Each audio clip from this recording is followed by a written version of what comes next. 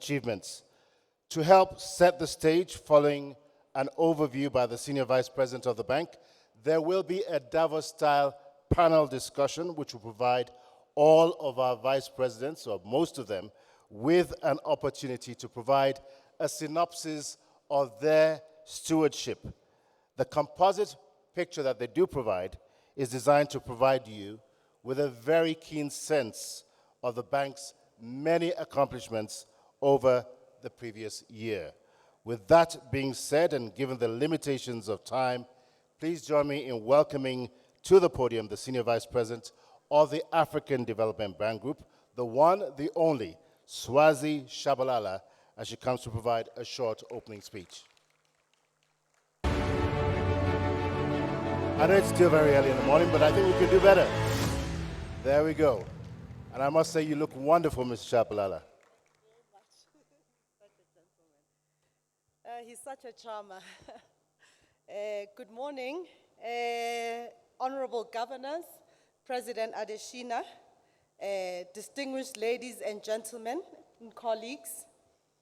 Let me first of all start by expressing my sincere gratitude to the government of the Republic of Kenya for their hospitality in hosting us in this beautiful city of Nairobi, and their laudable support in the organization of these annual meetings, especially to His Excellency, Professor Ndungu, Chairperson of the Boards of Governors. Thank you very much. Honorable governors and distinguished ladies and gentlemen, it is my great pleasure to welcome you to this staple event of the bank's annual meetings, the financial presentation and the African Development Effectiveness Review. It's an opportunity for management to share the bank's performance in the past year. As the continent navigates through challenging times, the results reflected in these reports underscore Africa's remarkable resilience. These development results represent a collective achievement delivered in collaboration and partnership with other multilateral development banks and development partners, and of course, our client countries. In this year's report, we've incorporated innovative tools and methods like satellite imagery to better capture and analyze the development impact of our investments. For instance, using high-resolution impact mapping, we were able to assess the impact of bank-financed water and sanitation projects on the living conditions of residents in 28 urban areas in Kenya. In responding to the desire of our shareholders for MDBs to work as a system, this year's report also provides the full development results of our co-finance projects, which allows us to demonstrate the bank's increased efforts in mobilizing and catalyzing other sources of financing, including from the private sector. As you will see from the upcoming presentation, the African Development Bank Group remains financially sound. Despite the lingering challenges of the pandemic and geopolitical tensions, the bank preserved its AAA rating, generated an historically high net income, and approved projects to the value of $10 billion, the second highest level of approval in its history. Following my intervention, my colleagues will present further details on the development impact of our operations and financial performance achieved in the past year. And of course, there will be a short video which will showcase some of these operations. Honorable governors, the bank has just released its 10-year strategy for the period 2024 to 2033. The new 10-year strategy reflects the priorities and most pressing needs of our regional member countries, and it is fully aligned with the SDGs and Agenda 2063 objectives. The strategy reflects the ambitions of the continent for the Africa we want and comes during the year when the continental body is prioritizing making the Africa Continental Free Trade Area fully operational. The new 10-year strategy outlines the vision of an Africa that is prosperous, inclusive, resilient, and integrated, supported by twin strategic objectives: accelerating inclusive green growth in Africa and driving prosperous and resilient economies. To pursue these twin objectives, the bank has defined clear pathways for addressing Africa's pressing challenges and to help put the continent firmly back on track towards sustained economic growth and prosperity.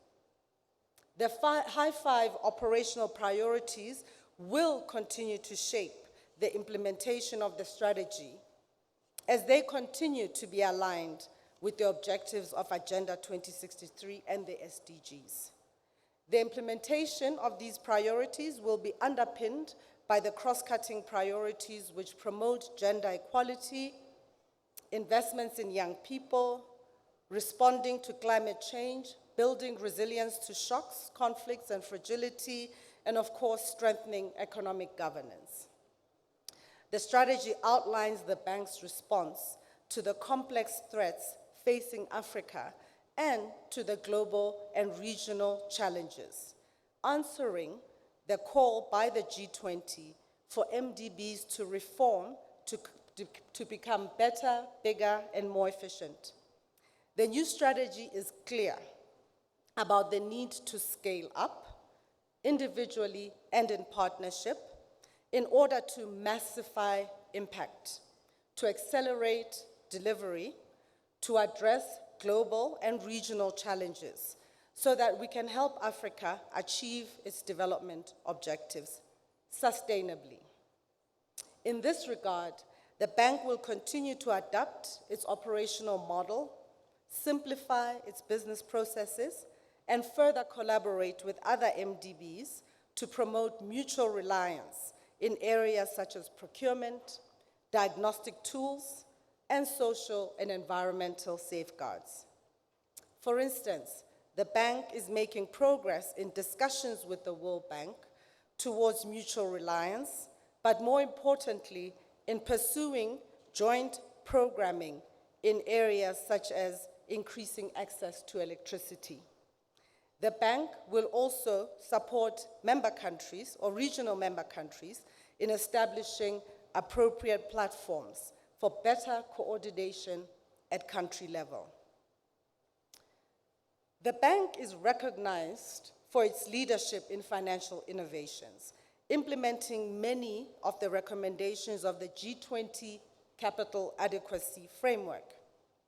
Our financial innovations, from the pioneering sustainable hybrid instrument issued in the first quarter of this year, balance sheet optimization, such as the room to run transactions on our sovereign and non-sovereign portfolios, and the progress we've made in partnership with the Inter-America Development Bank to advocate for the rechanneling of SDRs, demonstrate the potential of the ingenuity of our teams to mobilize resources for Africa. We will not stop here. We agree that more can and should be done to crowd in the private sector to address global and regional public goods. As a learning organization, the new TYS and MDB's reform provide an opportunity to rethink our processes, policies, and procedures to improve our delivery where many challenges remain. We are acutely aware that our ability to respond to the challenge to be better, bigger, and more efficient requires a rethinking of how we work. We will increasingly focus our means and resources to improve quality at entry, enhance forward planning, review our delivery approaches, including optimizing the organization of our project staff to ensure quality throughout the project cycle, and leveraging technology for our operational processes. We are assessing our staffing needs based on current and future business needs, particularly as we intend to scale up private sector operations. Your views, governors, and reflections during the Governors' Dialogue will guide management's engagement with the Board of Directors in this regard. The bank will define incentives for countries, private sector, bank staff to implement reforms and mobilize the necessary financial resources to support regional member countries. The bank will also provide appropriate institutional incentives to focus on outcomes and development impact across projects. We shall enhance our decentralization model through a more universal but tailored presence to better respond to the needs of our clients and to strengthen our dialogue with them. We are committed to fully resource compliance functions, including the full implementation of the Safeguard Strengthening Action Plan. I am pleased today to confirm that the updated Integrity Safeguard System policy will become effective tomorrow morning, following extensive communication to staff and our clients. Finally, honorable governors and distinguished guests, the African Development Bank is motivated to start implementing the new strategy. We recognize that we can achieve more by collaboration, mutual reliance, and combined efforts to massify our development impact. So I will end my remarks today with a popular proverb which says, if you want to go fast, go alone. If you want to go far, go together. Well, at the AFDB, we want to do both. Go fast and go together. Thank you very much. Merci beaucoup. Asanteni sana.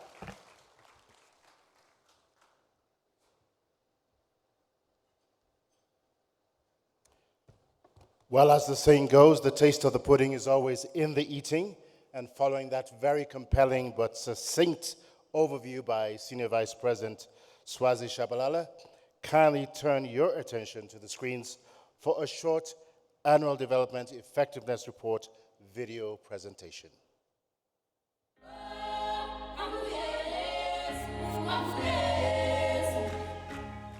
Africa continues to thrive despite a challenging environment of rising living costs, high borrowing rates, climate shocks, and persistent fragility.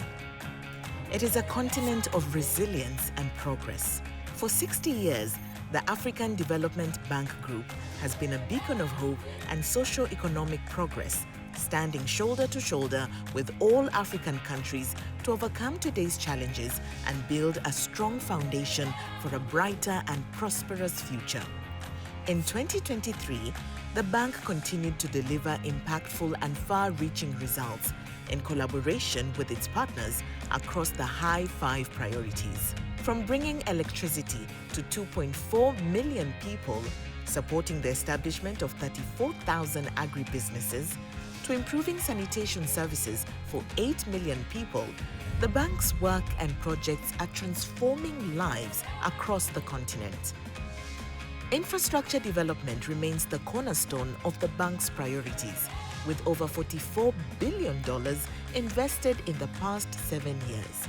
For instance, the Nacala Corridor is linking Zambia and Malawi to the port in Mozambique, reducing travel times by 58% and significantly boosting regional connectivity. In West Africa, the bank is fostering a dynamic electric power market in Mano River Union countries, promoting sustainable power trade and reducing regional reliance on thermal power. In Kenya, the town's Sustainable Water Supply and Sanitation Program is providing crucial water security to rural communities, stimulating economic growth and strengthening climate resilience. These are not just numbers. They are real stories of impact. To ensure this is the case, we track our impact.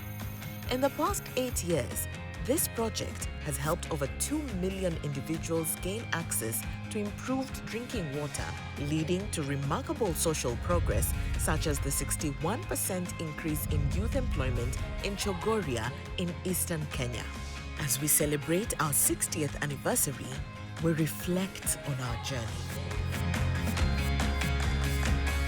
In this time, we've funded over 5,400 projects, representing an investment of $184 billion in Africa's development. Our results are evident. Our impact is measurable. You can explore our investments through our Map Africa platform, whose new features will transform how we measure our impact. Explore project details and track our progress on delivering the bank's new 10-year strategy. See the tangible impact of our work across the continent through our results management framework. From rural areas to towns, cities to countries, countries to regions, results can be obtained in one easily accessible portal.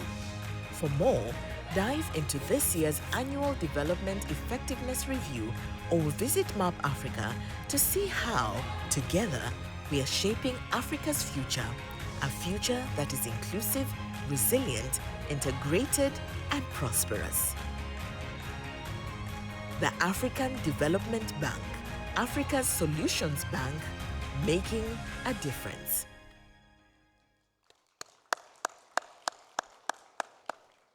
Very succinct, very powerful. There's a lot that stands out there, but for me, $184 billion worth of investments over a 60-year period. Those are no small potatoes. Once again, let's give the management, present and past, of the African Development Bank a warm round of applause. The truth of the matter is that in leadership, we stand on the shoulders of those who have come before us. And the bank has had a historic season of very seasoned leaders who have helped bring us to this point. During the rest of the year and during the 60th anniversary celebrations, there will be opportunities to acknowledge the contributions of many of our leaders. As we hear these reports, again, let us keep them in mind, those who are still with us today, and in absentia, give them also a warm round of applause. So following that short video presentation, we will segue very quickly into a panel discussion with several key members of the bank's senior management team. Through their hard, challenging, but very impactful work, the bank is able to do what it does year on, year out. So, without further ado, please join me in welcoming to the platform the Vice President of Finance, Hassatu Nsele. Please give her a warm round of applause. And she will be followed by the Vice President for Regional Development, Integration, and Business Delivery, Marilaw Akin Olugbade. And please also welcome to the platform the Vice President for Power, Energy, Climate Change, and Green Growth, Kevin Kariuki, who will be followed by the Vice President for Agriculture, Human and Social Development, Beth Dunford. And joining them on the platform will be Solomon Quainer, the Vice President for the Private Sector and Infrastructure, as well as Industrialization. Joining them also is Kevin Orama, the Vice President for Economic Governance and Knowledge Management, as well as the Chief Economist of the bank. And last, but certainly not the least, we will be joined by the Director of Development, Impact and Results, Amon Nzeyimana. Well, thank you very much for joining us on this panel discussion. You know, it's one thing to see and it's another thing to hear first-hand accounts of what has transpired over the last 1 year. And as I look at you on the platform, I get the feeling, I have a suspicion, that you're loaded with information. But given the limitations of time, I'm going to ask that we kindly keep our responses short and concise. Someone once said that the most basic of all human needs is to understand and to be understood, and that the best way to understand people is to listen. So we're here today to understand and to listen to you as you make your presentation. And it is my hope that as we listen intently to what our panelists have to share with us this morning, that we will gain very useful insights into the challenges, the opportunities, as well as the successes of the bank over the preceding year. I think it's only appropriate at this point that I go with my first question to Armand. It really is pretty exciting to see the latest edition of the bank's flagship publication, the African Development Effectiveness Review, which has been summarized pretty much in the video presentation and been talked about by the Senior Vice President.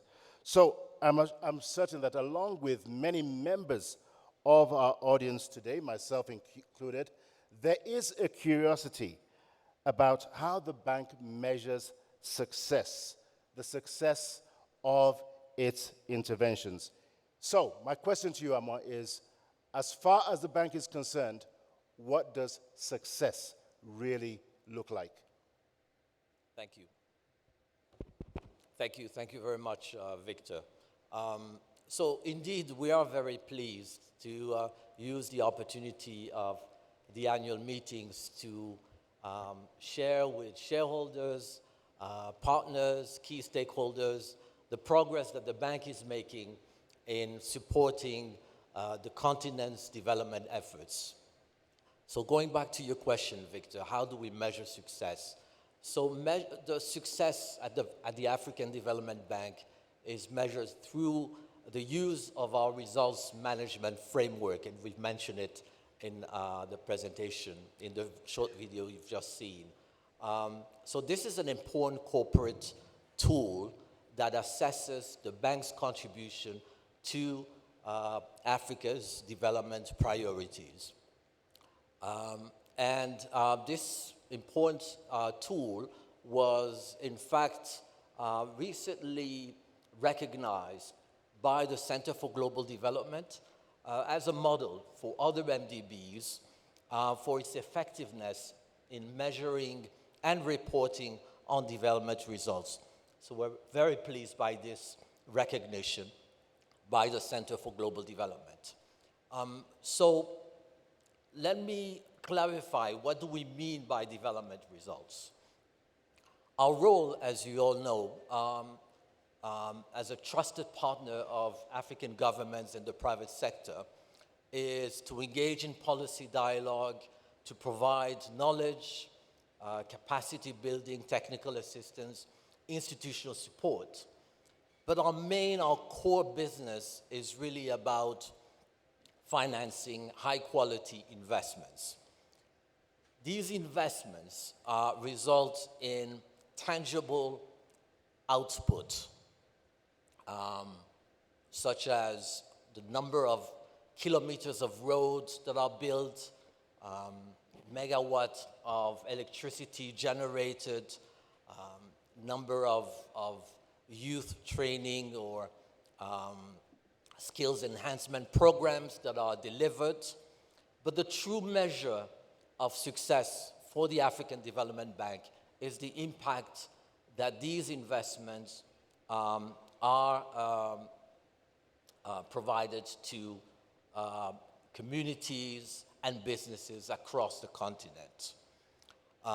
So what we measure as a success would be the number of jobs for youth that are created, the number of small businesses, women-led SMEs that are established through our financing, established and supported through our financing.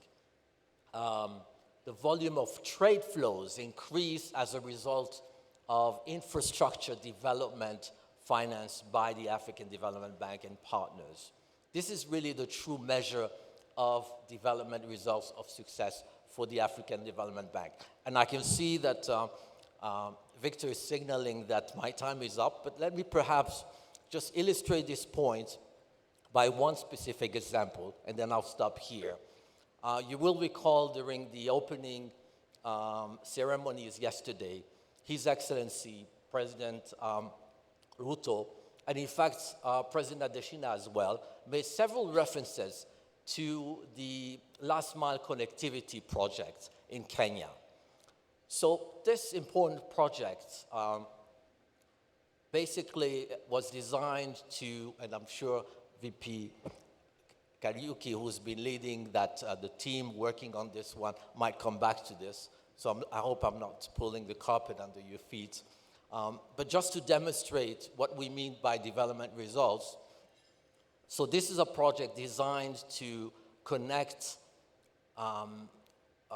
low-income households and businesses across many counties of Kenya. And the outcomes delivered through this project include, for instance, 300,000 households, I think benefiting about 1.6 million people that have been now connected to the grid, but also 5,000 small businesses, including women-led SMEs, that are connected now to the grid, and now basically stimulating job growth and economic prosperity in these communities. So this is truly, for us, what success means for the African Development Bank. I hope I wasn't too long. Thank you very much, Armand. I love what you said a few moments ago. You said the true metric of the bank's success lies in how its investment impact communities, and that really is so true. That's the bottom line of why the African Development Bank exists. Now, you did exceed the allotted time by a few minutes, but since I only have one question for you, I'll give you a pass. But for the other members of our panel, I'm going to ask, because there's so much that we need to cover in the limited amount of time, that you limit your responses to a maximum of 3 minutes. Do we have a deal? Yes, we do. Deal we do. Yes, so I'll go on to Marilaw Akin-Olugbade. You know, it's only natural that my next question goes to you. As it turns out, we've heard during the opening ceremony, the governor's dialogue, as well as during the president's opening speech, that in 2023 proved to be an exceptional year for the bank's operations. Now, given the limitations of time, what would you consider to be some of the key highlights in 3 minutes or less? Tall order. Merci beaucoup. Comment je fais ici, là? Merci beaucoup, Victor. En effet, l'année 2023 a été une année exceptionnelle pour les opérations du groupe de la Banque africaine de développement. En 2023, vous l'avez entendu, en réponse aux demandes des pays membres régionaux pour des ressources en plus large volume, nous avons été en mesure d'approuver un montant total de 10 milliards 100 millions de dollars américains, une augmentation de 30% par rapport à 2022 et représentant le second niveau le plus élevé d'approbation dans l'histoire de la banque, du groupe de la banque. Mais en plus de cela, nous avons également d'autres records que je voudrais citer. Nous avons également un record en termes d'approbation du nombre d'opérations multinationales, c'est-à-dire ce sont des opérations qui couvrent plusieurs pays à un niveau de 2,8 milliards de dollars. Cela constitue un record dans l'histoire de la banque. Et là, vous avez entendu et vous entendrez probablement parler de projets comme le projet de chemin de fer entre le Burundi, la Tanzanie et la République démocratique du Congo, où je voudrais préciser que la banque a fait preuve d'une extraordinaire dextérité en étant chef de file du financement. la banque a été en mesure de combiner et de travailler sur les synergies qui existent entre les ressources de la Banque africaine de développement, les ressources du Fonds africain de développement, utiliser des instruments innovants comme des garanties partielles de crédit, et tout cela pour structurer le financement qui s'est levé à plus de 3,2 milliards de dollars. De même, nous avons travaillé sur un projet également multinational, de nouveau, entre le Mali, un pays en transition qui fait face à d'énormes difficultés, et puis la Mauritanie, un pays qui malheureusement a accès à très peu de ressources du Fonds africain de développement. Et là aussi, dans le cadre de la mise en œuvre de la stratégie Desert to Power, nous avons été en mesure d'aider deux pays à mobiliser non seulement 300 millions de dollars du Fonds africain de développement, ce sont des ressources concessionnelles, et des cofinancements. Nous avons également innové avec le plus grand niveau d'approbation en termes de garantie partielle de crédit. Et cela pour 3 pays avec un niveau de 1,2 milliard de dollars américains. Nous avons pu mobiliser 1,5 fois ce niveau pour les aider à financer des projets verts, des projets sociaux. Et enfin, nous avons également innové en 2023 parce que nous sommes revenus à des niveaux de décaissement en augmentation de 24% par rapport à 2022, parce que toutes ces approbations ne resteraient que de 20 mots si nous ne pouvions pas les convertir en décaissement, parce que c'est quand nous décaissons que nous atteignons les populations pour lesquelles nous mettons tous ces projets en œuvre. Thank you very much, Mary-Laure. I love the passion. I love the sense of engagement. And again, I believe that's a reflection of what you know really is happening on the ground. Innovative partial credit guarantees, a 30% increase in approvals, reflecting strong demand for what we do have to offer as a bank. Now, to the extent that you don't keep within the 3-minute schedule that we have for each one of the panelists, I will deduct one of the questions down the road. I have, on average, I think about 3 questions for each one of you. So again, kindly work with us. Keep within the time. Very much appreciated. I'm going to go next to Hassatu. One of the things that the last 4 years have shown us is that in the twinkling of an eye, life can change. The world has changed. We've had to deal with COVID, obviously, with conflict, with climate changes, and most recently, significant increases in interest rates. These have had a tremendous impact on the world in general, but also on Africa in particular. So recently, the African Development Bank has sought additional callable capital from its shareholders. So I'm just curious, what does this mean? Should we be concerned? And what does it say about the bank's financial strength? Now, I'm only being the angel's advocate here, based on what I've heard during some of the other sessions. So, Hassatu, over to you. Thank you very much, and good morning. And if you could speak directly into the microphone. Okay. Thank you. Is it better? Certainly is. Okay. Thank you very much, and good morning to all. So let me start by saying that the African Development Bank is financially strong. We have a very strong financial profile, and this was confirmed by credit rating agencies through their rating reports last year. And actually, the credit rating agency Standard & Poor's upgraded the standalone credit profile of the African Development Bank to AAA. So what does it mean to have a standalone credit profile of AAA? It means simply that the African Development Bank, from S&P's perspective, no longer needs the support of its shareholder. We are AAA on a standalone basis. But why have we been seeking additional callable capital? There's been lots of discussion throughout these annual meetings about credit rating agencies.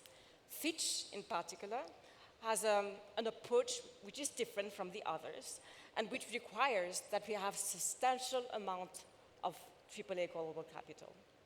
Unfortunately, many of our AAA rated shareholders have been downgraded. France, UK, Canada, the US, Finland, and others. So basically, we need to replace the AAA global capital by additional volumes. We basically went from 28% of our balance sheet being made of AAA global capital to 10%. It is not tenable. So we have to find a new solution. But in the meantime, we needed to replenish our global capital. And I would like to thank our board of directors and our board of governors for the approval yesterday with overwhelming support of a AAA global capital increase, of a global capital increase for the African Development Bank, $116 billion. But were we not weighted by Fitch, we would have been in a position today to be able to fund additional lending for $21 billion. So this is an issue, which is why we are working in order to have a standalone credit profile of AAA by Fitch. Because again, we cannot rely on AAA global capital. We have to build the bank internal capacity to stand on its own. Thank you very much, Hassatu. Very informative, very inspirational also, and congratulations to you and your team. Now, my next question is to Solomon Quainer. The more integrated Africa is, the closer it is to fulfilling its true potential. And I think more than any other MDB or a development finance institution in the world, this bank has invested more in infrastructure projects than any other. I believe I'm correct in that assessment. I see a smile, but if I'm wrong, I stand corrected. I'll leave that to you in just a few moments. But I'd like for you to highlight for us some of the most significant projects that the bank realized or initiated in 2023. There are tons of them, but which ones stick out for you? Okay, thank you very much, Victor, for that. So definitely we're known as the infrastructure bank, but we have high five priorities that includes industrializing Africa and also connecting Africa. Now, one of the key projects that we've initiated with an MOU last year was the Lobito Corridor, where we bring everything together. It's a regional corridor in partnership with PGI of the US, the European Union, the Africa Finance Corporation, and 3 of our countries, Angola, Zambia, and DRC. It's really built around, the green minerals. However, for us, it's important that the green minerals not simply be exported as raw commodities, but that we industrialize within the Africa space. So that's the anchor of the project. But in addition, we're going to really look to build special agro-processing zones. We're going to look to build, industrial parks to actually have industrialization within that corridor itself. So for us, this is an example of where we take a core competency of infrastructure, combine it really with the focus going forward of industrialization, using the principle of the African Continental Trade Area, which underlines it, to really create economic corridors that would really promote economic growth going forward. Thank you very much. Thank you. Next, I'm going to come to Kevin Kariuki. Globally, some of the most vulnerable countries in the world, as far as the impacts of climate change are concerned, are in Africa.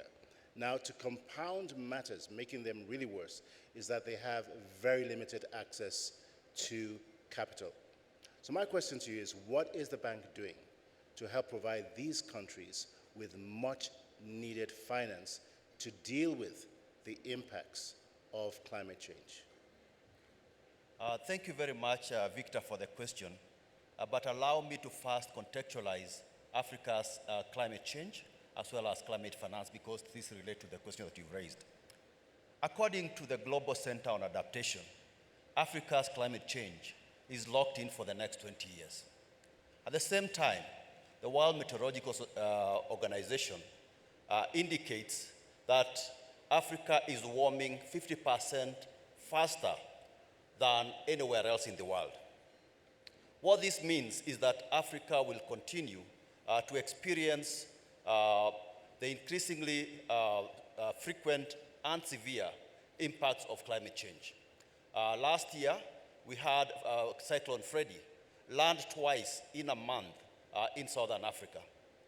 This year, to be precise, a few weeks ago, we had floods in Kenya and Tanzania. At the same time, in Southern Africa, you have a very severe drought situation. Yet, Africa, despite contributing only 3% of historical greenhouse gas emissions, bears the brunt for climate change and accounts for 9 out of 10 of the most climate vulnerable countries in the world. But meanwhile, Africa accounted for only $30 billion, or 2.5% of global climate finance, which is a tiny fraction of the $277 billion that is required for climate action on the continent. So this is what has motivated the bank to make strenuous efforts to raise significant climate finance for Africa. First, what we did is that we committed to raising allocating 40% of our investments as climate finance between 2020 and 2025. You'll be pleased to note that last year, or rather to date, we have mobilized $14 billion and raised, including a record of $5.85 billion last year as climate finance, which constituted 55% against the target of 40%. So I think what I would need to say is that we are on target for to achieving the $14 billion, the $25 billion that we confirmed earlier on. So other bank efforts include the Global Center on Adaptation, where we are raising $25 billion for adaptation action by 2025. In addition, we have the Climate Action Window, which was mentioned earlier by the governor from Germany. And we also have the issue of the guarantees that are going to be critical in raising additional financing, because unless we innovate, we are unlikely to be able to move the needle of climate finance on the continent. So we have... Now, I'm just going to, I really want to jump in here. Yeah. Something that you said earlier just triggered a thought in my mind. President Ruto said during the opening ceremony that the projections are that over the next 7 years, this region will continue to see the very unusual weather patterns that it has experienced. And we saw the devastating floods that took place here. But you've extended that almost 3 times to say that these weather patterns are locked in almost for the next 20 years. My question is this: for a continent that suffers the most, is there really an understanding and appreciation of the significant need that Africa has in the global community? How do we surmount the issue of insufficient capital? How do we accelerate that? Just very shortly, very succinctly, tell us what kind of engagements are taking place on the global scene. I think there are two ways of looking at it, Victor. First of all, I think, as Professor Urama mentioned earlier in the preceding session, there has to be a change in the climate finance architecture globally. Because today, 90% of climate finance goes, to mitigation. So we need to be able to help our countries adapt more or better by increasing the amount of adaptation finance on the continent. But what I wanted to also mention here is that the bank on its own will make extensive efforts to be able to mobilize greater climate finance for the continent. One of the things that we did as part of our 2020 to 2021 to 2030 climate change and green growth framework is to commit to try and help Africa increase its access to climate finance from 3% to 10%. And then, but all these issues will not be able to move the needle of climate finance. What we actually even need, at 10%? Yeah, to 10%. Even at 10%? Even the 10% would not move the needle of climate finance. What we actually need are innovative solutions. And as I think we've heard here, that the bank is an innovation bank. So one of the things that we are doing is that we are looking to, we've conceptualized a number of very innovative schemes such as the guarantee mechanisms. For example, the $1 billion guarantee with UK's FCDO that we approved last year. We also have the issuance of sustainability bonds, similar to the 750 million sustainable hybrid bond that we issued early this year and was subscribed by orders of magnitude. Then I think I've mentioned the climate action window, and this is a small but very impactful intervention, because one of the things that came from COP26 was that everybody said we need to double adaptation finance, but they always retorted, where are the projects, where are the adaptation projects? And what we've done through the climate action window is to demonstrate that there's indeed significant amounts of adaptation projects that we can actually be able to present. This year alone, based on the first call for proposals, we have actually today we can actually be able to finance $1 billion of adaptation projects, but all we have from the climate action window is $429 million.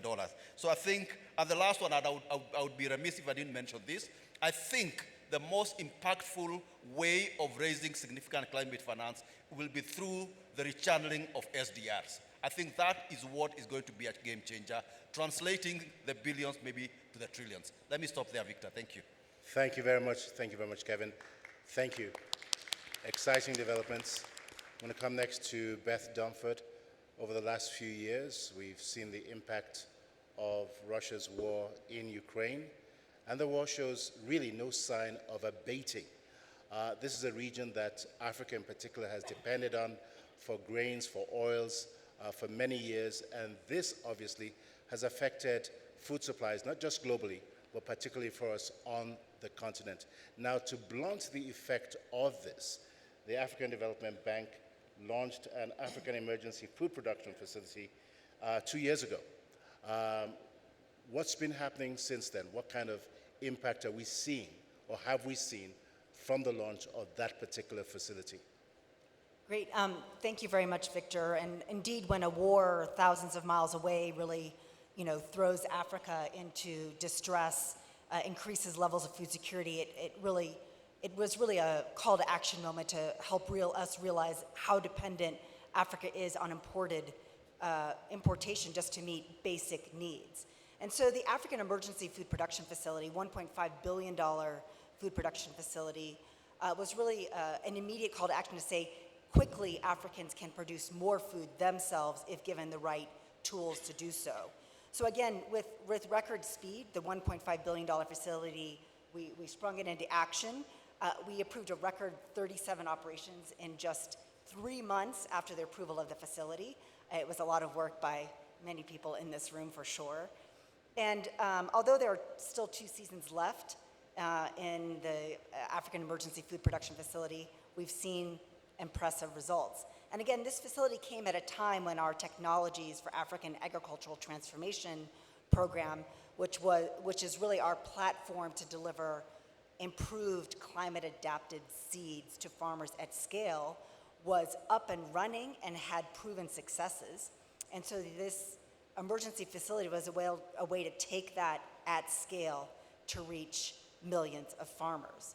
So it came at the right time. We've been able to deliver 410,000 metric tons of certified climate-adapted seeds, 2.5 million metric tons of fertilizer, and that's to 11 million farmers across the continent, across 32 African countries.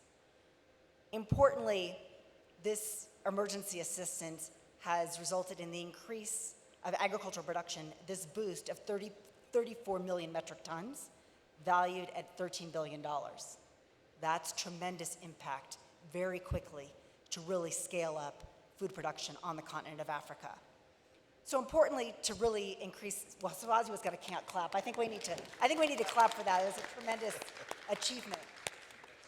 And I think one of the reasons why it is important is because there were certain projected shortfalls from the conflict. How have we been able to overcome that?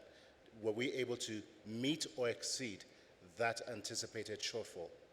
So I think that with this production, with this increased production, we were able in many countries, and we saw Ethiopia go from a net importer of wheat to a net exporter of wheat. So I think you have several examples of countries really rising to the challenge to produce their own food.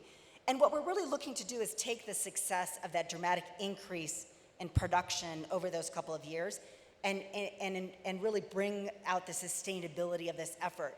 Within the African Emergency Food Production Facility, we were able to work with 24 countries to either establish or improve their ICT platforms. So we know that farmers, the efficiency and the success of farmers efficiently receiving inputs or gaining access to markets, gaining access to extension information is really not possible without a strong ICT system. And then, so we really enabled that to grow during this facility. We also worked on reviewing or really helping to develop 41 policies that were really critical for agricultural transformation and produce seed production roadmaps for key staples across the continent.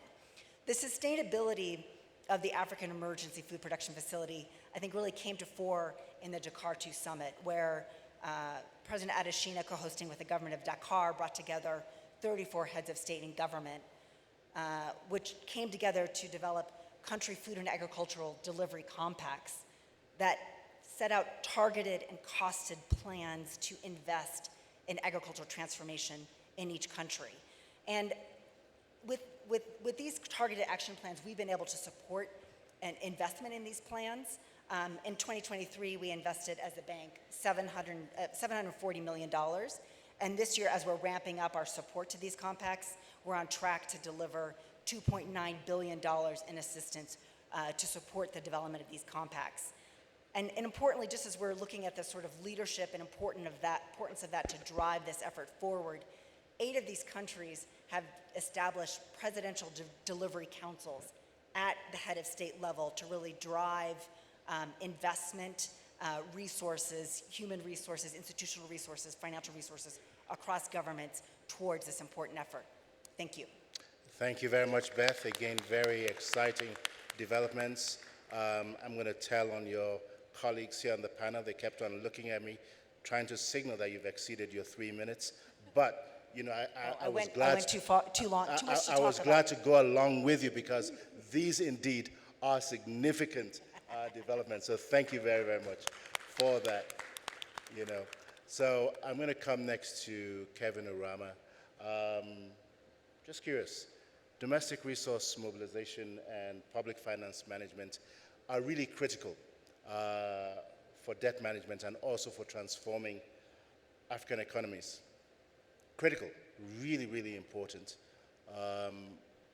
To that extent, what is it that the African Development Bank is doing to help support African countries in this regard? 3 minutes. Thank you very much, Victor. That important question. Domestic revenue mobilization and public financial management, as we've seen even in the report we've done, is actually the fundamentals for any country to be able to transform its economy, because you have to be able to have the fiscal capacity within your country to even be able to leverage the private sector. And once you have that clarity with regard to having your macroeconomic policy frameworks stable, then you also be able to get foreign direct investments and other things that come with it. So the bank recognizes this, and in its 10-year strategy, but also have specialized strategies that have been developed to focus on that, specifically the strategy for economic governance in Africa, but also a capacity development strategy for Africa and a knowledge management strategy. And in all these strategies, we focus squarely on domestic revenue mobilization because of its criticality for driving development on the continent. And we do this in a 4-pronged approach. One is knowledge analytics that we provide to countries so that they can have proper diagnostics of both their public financial management systems, but their capacity, their tax capacity, but also other avenues that they can mobilize revenue through non-tax revenue options, like several issues that we have all been talking about even in the report.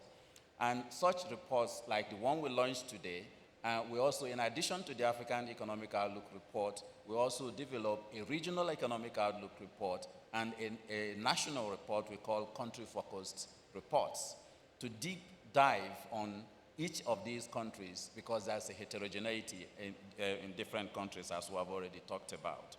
And then the second thing we do is we have established a public financial management academy specifically to address the whole value chain of public financial management, starting from domestic revenue mobilization, but also prudent budget management, budget and expenditure management, sustainable borrowing, deepening capital markets that we see is very important for this, but also macro fiscal stability policies that countries need, tailored to each country's needs, and then also strengthening supreme audit and accounting institutions and audit institutions across the continent to plug all these illicit financial leakages that we've been talking about. So, but we also do program-based operations. And through these program-based operations, we take the knowledge we've generated and the analysis diagnostics we do with countries to identify what are the weakest links in those countries in terms of policy reforms and institutional reforms required. And then through these operations, we did last year 18 program-based operations, 15 of them focusing on specific reforms in sectors, but 3 of them were budget support. And this was to the value of 1.75 billion US dollars for the last year alone. And we normally focus on we discuss across several countries. So I'm not going to mention all of them because of time. I see you already touching your microphone.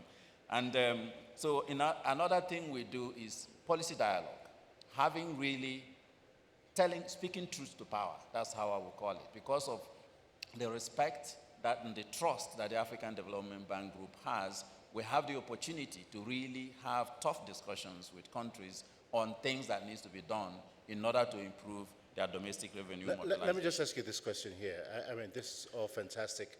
For quite a number of years, the African Economic Outlook Report was published in conjunction with other partners. Over the last probably 5 years, 6 years, that has been a standalone project for the African Development Bank.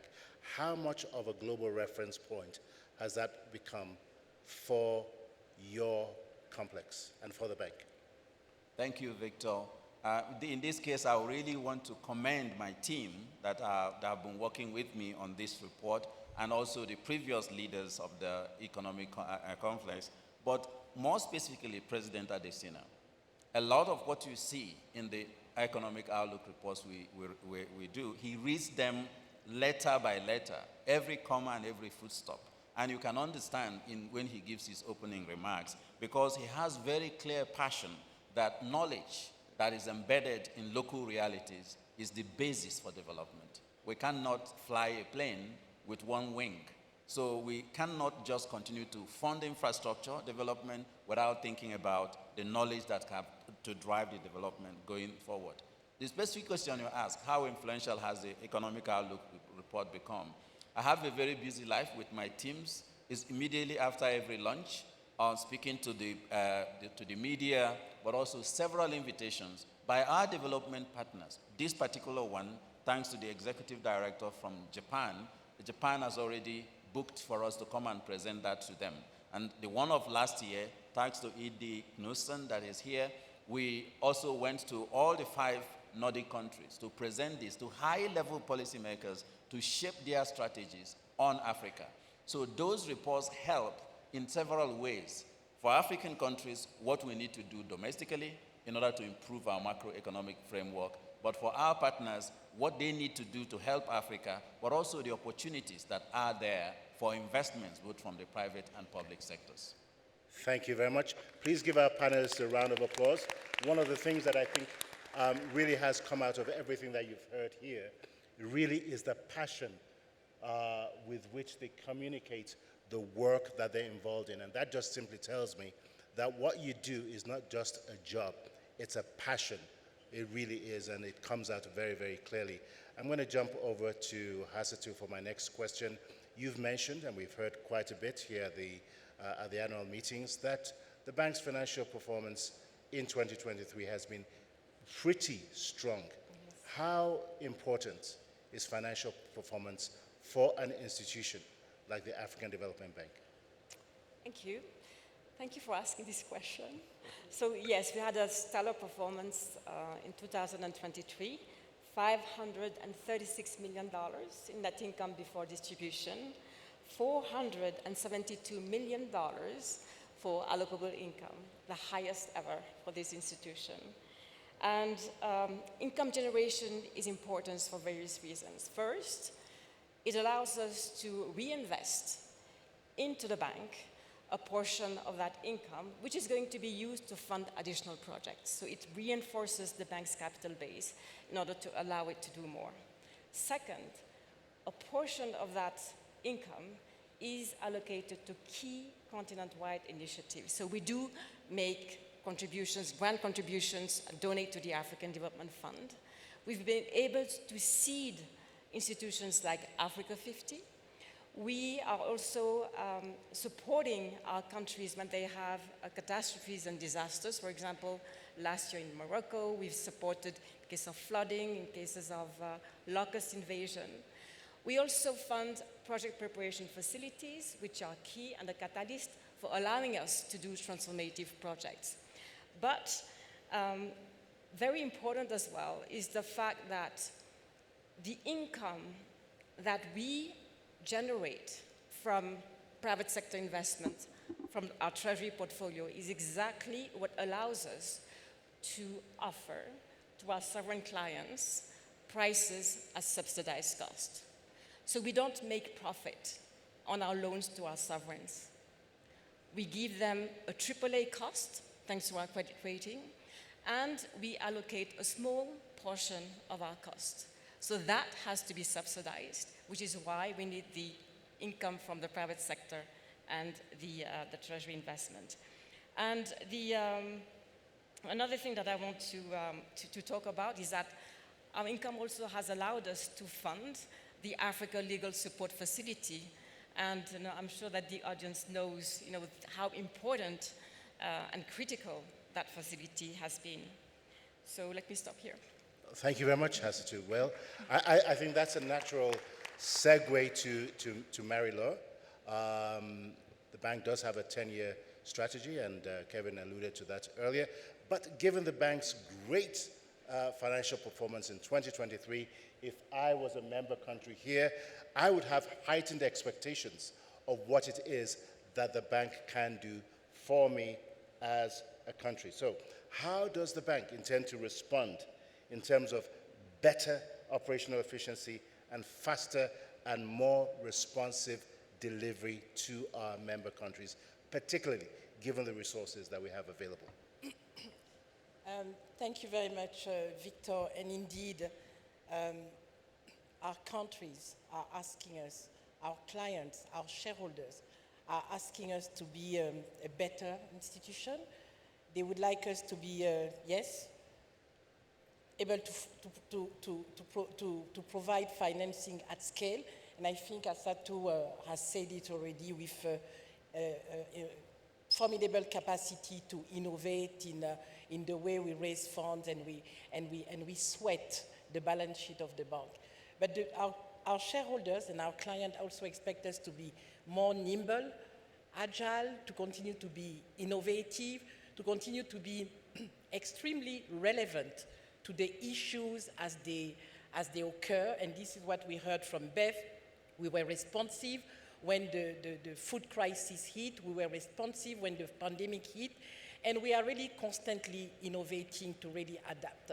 But I think that we heard, I hope we all heard President Ruto yesterday indicate that he was also very satisfied of the bank, and this is why he's planning to invest more as shares become available, which means that we are already a good bank, and I want to say even a very good bank. Last year, you've seen it, we scaled up the volume of financing. Last year, we innovated, we really leveraged the instruments that are available. Last year, we responded to our clients' needs to really get the regional integration agenda move forward. This is why we had a record approval of regional multinational operation. Our clients also want us to work better as a system. And they would like us to be able to to do that at the country level. This is why we believe indeed in the country platform. This is not a new concept, but this is one that is critically important today because we want to be sure that the resources that are raised are truly utilized in the most effective way at the country level. Our clients are also asking us to be, I think, continue to be innovative. I think we are already a very innovative bank, but because of the complexity of the challenges, and let me just take an example like insecurity. Insecurity, unfortunately, is a phenomenon that we have to live with. But we all know that without security, there cannot be any development. So we are also innovating in this area and looking at different ways to be able to help secure the environment in which some of these projects are happening. Because they are happening at the community level, it is extremely important to find constantly being agile. I think one area where we think we can continue to become better is to make sure that the quality of the projects that we really design, and I would like to use maybe the expression by the governor Alamine yesterday, his PDF model. We want to be able to better prepare projects. We want to be able to de-risk them. We have instruments to do that, and we want to be able to finance. So let me focus on the P, which is prepare projects. And I think Asatu has said it. Last year, really, we ramped up the use of the project preparation facility. We saw actually an increase of 40% in the use. And this is really what gives us a very good assurance that the projects that we are preparing are well prepared from a technical point of view, from a financial point of view, and also from an environmental and social safeguard point of view. And we will continue to do more of that. We will also decentralize further because clients want us close to them. They want us not just decentralized for the sake of decentralizing, but they would like to have the skill mix, the size available in each country. And I think this is certainly an area where we can do better. Thank you very much for your leadership in this regard. I'm going to try and conflate two questions into one. And I'd like for Solomon Quena and Beth Dunford to speak to us because they're related. But first to Solomon. The United Nations defines youth as people aged between 15 to 24 years. And Africa's population as a whole, as we all know, is very young, with 60% of the entire continent being under 25, making it the youngest continent in the world. As huge as those numbers are, by 2030, it is projected that the numbers of youth in Africa will increase by 42% in relation to its population makeup. So my question is this: given these huge projected numbers, what has the African Development Bank done in 2023? What will it do down the road? And to Beth, about 11 million African youth graduate every single year from higher education on the continent with very few job opportunities. They're not able to find decent work. And in large part, there's also a skills mismatch. So from where you sit, what is it that the bank is doing to support the youth in this regard? So first to Solomon, and if Beth could dovetail into his intervention, that would be very, very much appreciated. Okay, thank you, Victor. I mean, when it comes really to, the youth bulge and the youth demographic, I defer a lot to VP Beth in terms of all the work that we're doing to really scale up the youth, to prepare them for jobs, and also even to support youth entrepreneurs.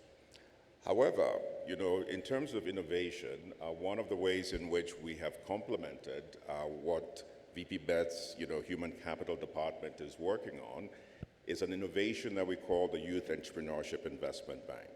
And one of the reasons we've arrived at this is really because of the consistent market failure in supporting youth entrepreneurs with the right products at the right time. And so the Youth Entrepreneurship Investment Bank has taken a look really at the life journey of youth entrepreneurs, and the gaps where we feel that we can best support is really at that early stage equity point. And then a lot of youth entrepreneurs tend to be asset light. And so at the latter stage where they need debt, they don't have collateral. So we are also supporting with credit guarantees. But most youth entrepreneurs have not run businesses before, so they need a lot of capacity building. Business development services, how to set up their accounts, how to manage third-party funds, how to access markets. And so what we're doing with the Youth Entrepreneurship Investment Bank is really creating an ecosystem aggregator. The idea is not to create an institution that would be the biggest and the best, supporting youth entrepreneurs, but it's really to catalyze venture capital firms to come in a lot earlier, to really work with youth entrepreneurs. It's also to catalyze financial institutions, whether commercial banks or MFIs, to really, support youth entrepreneurs on a pooled basis. And then in addition is to provide the right capacity building. So we see this really as a very structured, systematic, sustainable, and scalable model. We've piloted this in Liberia. Unfortunately, because of the elections, it's taken us time to operationalize that. We also, received our board approval this year, to do this in Ethiopia. We're going to look at, a few more countries to have a representative sample across Africa. And then we're really going to focus on operationalization, because when you innovate, it's a great idea. You're filling a market gap, but you have to make sure that you deliver. So we're going to focus really on operationalization. Thank you very much, Solomon. Beth? Thank you. Just to add quickly to what Solomon said, if 11 million Africans are entering the job market each year and there are only 3.7 million jobs created each year, there's obviously a big issue. And I think supporting financially youth entrepreneurs is very, very important. Also, skilling Africans to be able to excel in these as entrepreneurs, but also to engage with industry that is severely lacking in qualified skills workers. So our skilling approach is very targeted. Just to give a couple of examples so you can understand what we're doing. In Rwanda, we recently approved investment in the Center for Aviation, Airline and Aviation Services Center.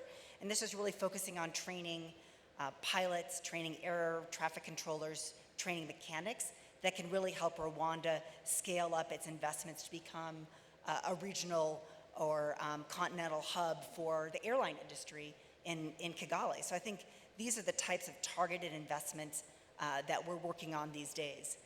Also, a recent approval of a railway project in Uganda contains a skill component. We need skilled workers not only to build a railway, but also to maintain it. We are currently designing a large agricultural value chain program in DRC. And in our assessment, we recognize that in order for this to be successful, the absolutely first thing we need to do is invest in skilling of workers across the entire agricultural value chain. So again, skilling is becoming more prevalent in everything that we do, either targeted to industries or within sort of our broader, mainly infrastructure investments. And I'm just curious, in working with the different country managers that we have, are you scaling this up in each of the member countries? Is there a demand for these kind of services? If not, what is the bank doing to ensure that we're able to replicate this across the board? So there's tremendous demand. I mean, over the last decade, we've invested almost $1 billion, and the demand just keeps coming in. I think that more and more you're seeing when operations come to board, they have a skilling component across the continent. And then again, there are certain specific skills projects that we develop with industries that need specific targeted attention, such as the airline industry. So it's exciting to see how it's really evolved. Okay, and I'm going to come back to you again, Beth. Two of the most critical segments of the African population are youth, which we've just referenced, as well as women. So I'd be remiss if I didn't use this opportunity to ask you about AFAWA, the Affirmative Finance Action for Women in Africa. To what extent really is this significant initiative changing the financial landscape for women in business on the continent? Great. Just very briefly, Very 2 briefly. minutes. 2 minutes. I think that, the president stood up AFAWA to address the $49 billion gap that women-owned SMEs face on the African continent. And it works in two main ways. One is to work with women to help them become bankable, to be able to develop good business plans, to network, and to be able to enter the formal financial market and receive financing. We also work with banks to help them become what we call womenable, right? Helping them to de-risk finance. De-risk, of course, it's a perceived risk because actually loans to women-owned SMEs have proven to be quite profitable. But again, de-risking helps sort of facilitate that entry into this market and also support financial institutions to design products that really meet the needs of women with flexible collateral requirements, longer repayment rates, et cetera, et cetera, et cetera. So I think also incentives for first-time borrowers to really bring them into the financial market. So this is really changing the financial landscape. I think that right now we're working with 169 financial institutions across the continent of Africa. We have dispersed $720 million into the hands of 18,000 women-owned SMEs. Again, and we're just getting going. We've approved $1.7 billion that's on its way out to women. That was at the end of last year, so we expect this number to grow dramatically. And again, the point of this is really to enable women who have creative ideas to be able to go to financial institutions and get the financing that they need. Thank you. Thank you very much. Very encouraging. Thank you for that report there and intervention. I'm going to try and conflate two questions into one for Kevin Kariuki. As we know, Africa is the smallest emitter of global greenhouse gas emissions. So what is the relevance of an energy transition for Africa, and what role is the African Development Bank playing in this regard? But add to that recent interventions with regards to clean cooking. The president launched a major initiative in Paris recently, very well attended. How critical is that? Two questions in one, so I'll give you 4 minutes. Thank you very much, Victor. Following which, I believe we only have sufficient enough time for 3 more questions, and we will bring 2 more questions. Actually, it's a wrap.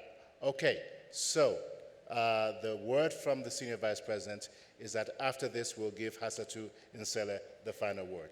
So, Kevin, over to you. Thank you very much, Victor. If you consider the amounts of emissions that Africa accounts for, I always say that energy transition in most of Africa's context is indeed a misnomer.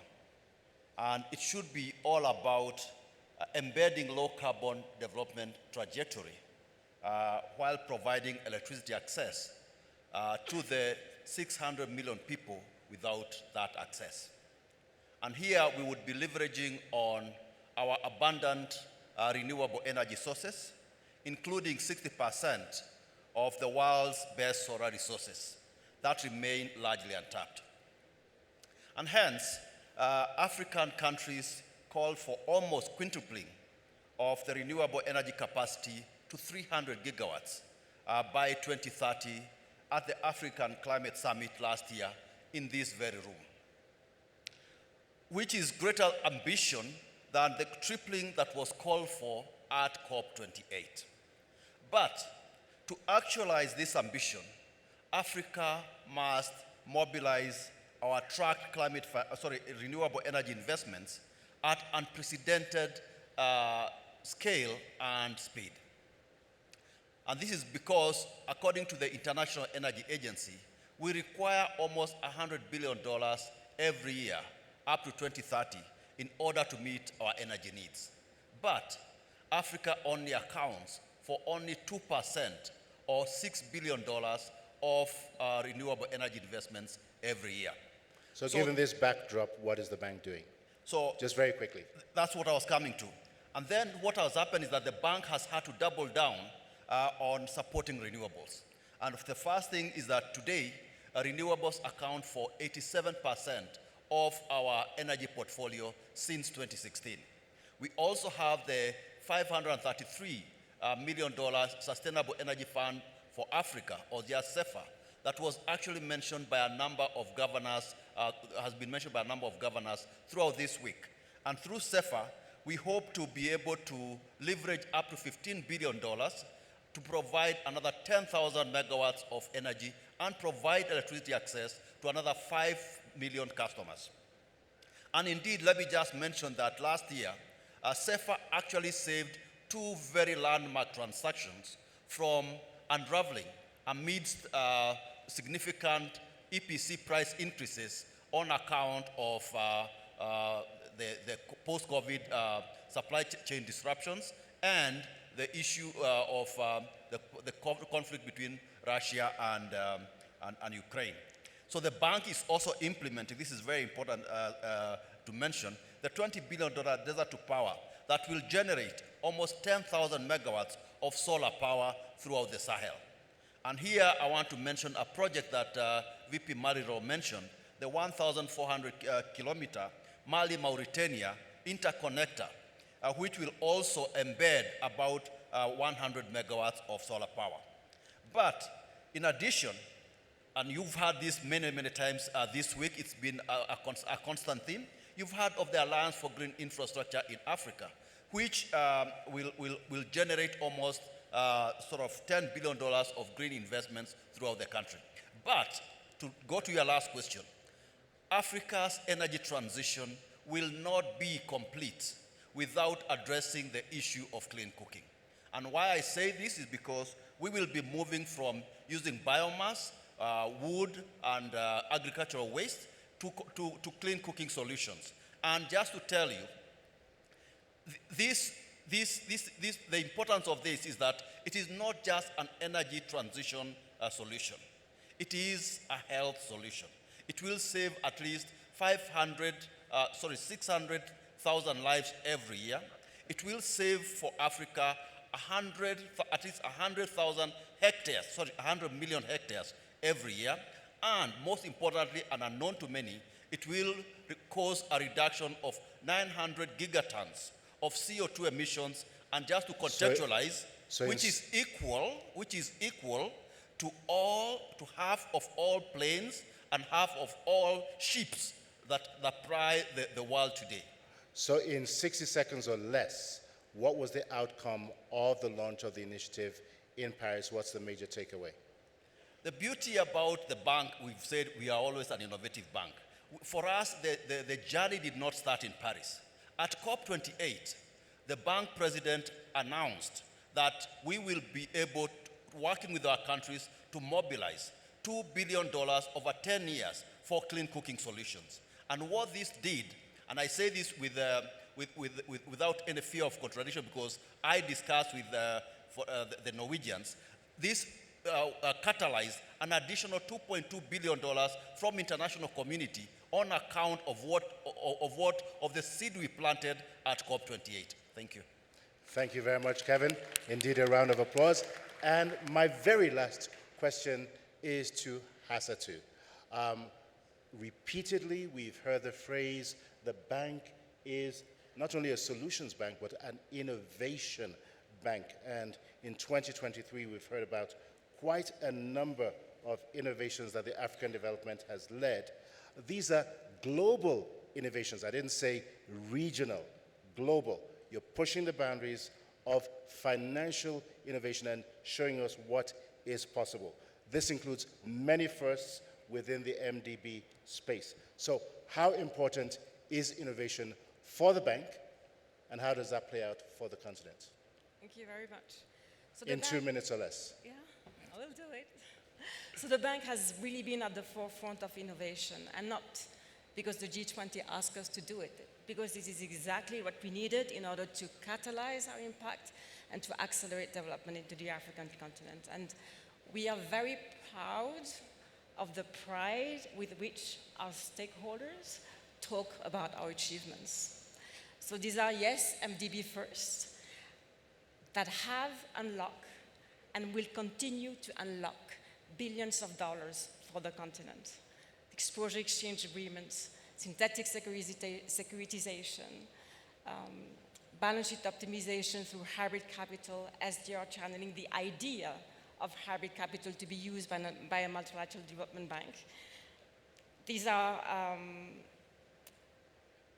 and I just want to say something for the SDR.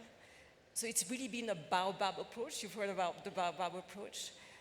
And I need to thank my incredible finance team,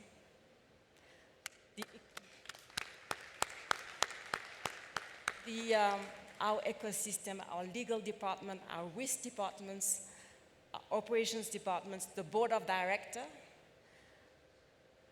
my colleagues here, and in particular, our senior vice president, Swazi Chabalala, and the president of the African Development Bank. The UN, UNECA, shareholders, think tanks, civil society organizations, the Rockefeller Foundation, the Center for Global Development, it's really been a baobab approach. Another thing that I need to say is that I told the president of the bank that I was weary sometimes of his phone calls, wondering what seemingly impossible idea would fall on my lap. SDR channeling was the brainchild of the president, and a black box that we were able to unlock, which now leads light in terms of contributions from shareholders, and we're starting now a discussion to make sure that they contribute. And last, we, our solutions bank, we are transforming or changing the way that we approach our operations. Marie-Laure talked about the Standard Gauge Railways project. We're taking a mandated lead arranger. So it's not just how much we can do with our own funds, but what solutions we can bring in order to make sure that the project is implemented. So for the SGR, we're bringing export credit agencies, commercial banks, guarantors, and so forth. Your question, what's new? I need to talk about what's new. It's Can you do that in 30 seconds? Yeah, security index investment bond to help, among others, invest and rebuild infrastructure that have been damaged by insecurity and conflict. A guarantee platform, and the president talked about that, and it's going to put together all our instruments, political risk guarantee, partial risk credit guarantees, and others. But it's not just going to be for the African Development Bank, but for Africa. And a synthetic securitization vehicle to credit in private sector, not just for the bank, but for DFIs in a synthetic platform. And last, a shout out to Max Ndiaye, who's the director for Client Solutions, Co-Financing and Syndication. We call him the Maximizer. A shout out to Omar Sefiani, our treasurer, which I'm going to dub the treasure, and to Jacques Diofac, jack of all trades, who makes sure that we stay within. And on that note, Marie-Laure, Solomon Quena, Hasatu, Kevin, Kariuki, Beth, Kevin Orama, and Amor, thank you for being a part of this panel. Thank you for the excellent work you do, collaborating, working together, and the huge, very, very significant work that you're doing that impacts millions of people daily on our continent. I'm just going to end with a quote. Henry Ford once said, "Coming together is a beginning. Keeping together is progress. Working together is success." Not only do you work together as a team within the bank, you also have networked very significantly on both a regional and a global scale. So for this, for your interventions, for the work that you do, on behalf of the African Development Bank and on behalf of our continent, we say a very, very big thank you. Could you kindly give a distinguished panelist a warm round of applause? Once again, my name is Victor Oladokun, and as always, it really, really is an honor and a pleasure to moderate these sessions. Once again, thank you very much. And to our SVP, again, thank you for being with us today.